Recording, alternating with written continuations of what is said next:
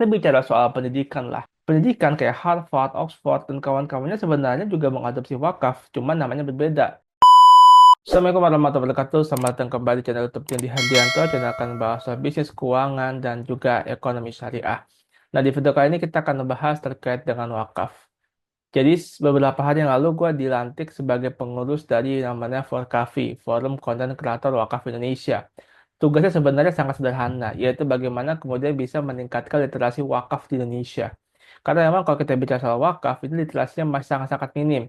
Kalau kita coba bandingkan dengan zakat, maka kita bisa tahu bahwa zakat itu biasanya lebih dipahami ketimbang wakaf. Kenapa?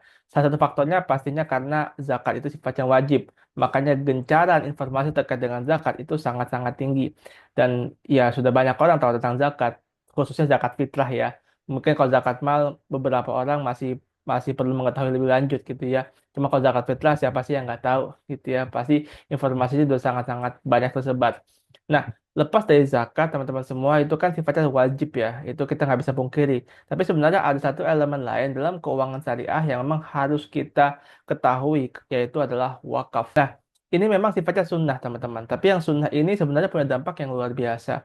Sederhananya adalah wakaf itu adalah sebuah pemberian ya, infak lah gitu ya. Cuman tuh dia punya dua karakter. Satu adalah pokoknya harus ditahan, kedua adalah dia wajib berkembang ya. Ini dua karakteristik utama wakaf ya. Jadi kalau kita ngasih sesuatu yang kita akadkan dalam bentuk wakaf, maka ada konsekuensi dari hal tersebut, yaitu adalah sesuatu yang kita kasih tersebut itu nggak boleh hilang pokoknya. Dia harus utuh, dia value-nya itu harus tetap. Katakanlah kita misalkan ngasih wakaf uang, ya. Kita mewakafkan uang kita 100.000 nih. Nah, 100.000 itu value-nya itu nggak boleh berkurang. Nah, bagaimana kemudian supaya value-nya nggak berkurang? Maka dia harus diproduktifkan, dia harus digerakkan gitu ya, supaya nilainya itu bertambah. Kita mau mewakafkan katakan lahan ya. Lahan itu gimana cara supaya dia nggak turun nilainya? Ya kita produktifkan gitu ya. Makanya itulah esensi dari wakaf. Asetnya tuh utuh dan harus berkembang. Aset secara ini ya, secara value modalnya, value pokoknya itu harus harus utuh dan bahkan berkembang, wajibnya berkembang gitu. Supaya apa? Supaya atas perkembangan tersebut ya bisa dihasilkan sesuatu, katakanlah profit atau uang gitu ya, yang nantinya uang itu akan disalurkan kembali kepada mereka yang bermanfaat atau sering disebut sebagai mauquf alai, para penerima manfaat dari pengelolaan wakaf gitu ya. Jadi itu dua karakteristik utama dari wakaf yang sebenarnya sangat-sangat sederhana dan dampaknya itu luar biasa gitu. Makanya kalau kita lihat berbagai macam penelitian, udah banyak lah penelitian-penelitian yang memberikan sebuah hasil bahwa dampak wakaf terhadap perekonomian itu luar biasa sangat besar gitu. Dari berbagai macam sisi sebenarnya. Dari ekonomi, pendidikan, sosial, dan segala macam lini itu bisa dikontribusikan atas wakaf. Kita bicara soal pendidikan lah. Pendidikan kayak Harvard, Oxford, dan kawan-kawannya sebenarnya juga mengadopsi wakaf, cuman namanya berbeda, yaitu lah endowment fund. Ya, endowment fund itu hakikatnya adalah wakaf, di mana dana abadi tersebut itu kemudian dikelola untuk kemudian bisa menjalankan sebuah universitas tersebut, gitu kan? Termasuk kalau kita bicara soal kejayaan Islam, itu universitas-universitasnya juga dibangun, diadaptasi, digerakkan dengan dana wakaf.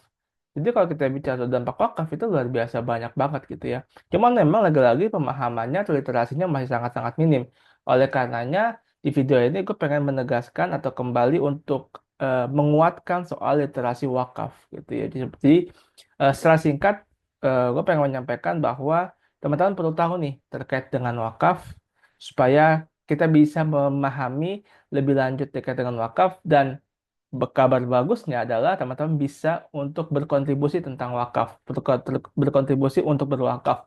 Nggak perlu mahal-mahal, nggak perlu gede-gede ya. Kalau kita bicara soal apakah wakaf itu harus yang dengan nominal yang besar atau harus dengan aset yang besar, karena kan bahasanya seringkali wakaf itu hanya sekedar lahan, gedung, dan sebagainya yang secara nominal kapitalnya sangat-sangat besar. Tapi sebenarnya nggak demikian. Kita bisa berwakaf dengan nominal yang sangat-sangat kecil. Bahkan 1.000 rupiah pun kita bisa wakafkan loh.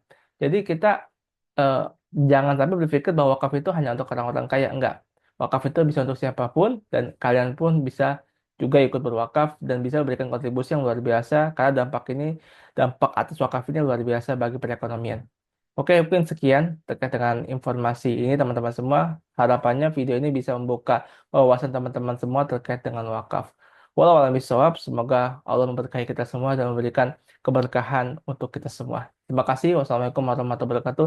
Jangan lupa subscribe supaya gue lebih rajin buat bikin kontennya dan bikin semangat. Oke?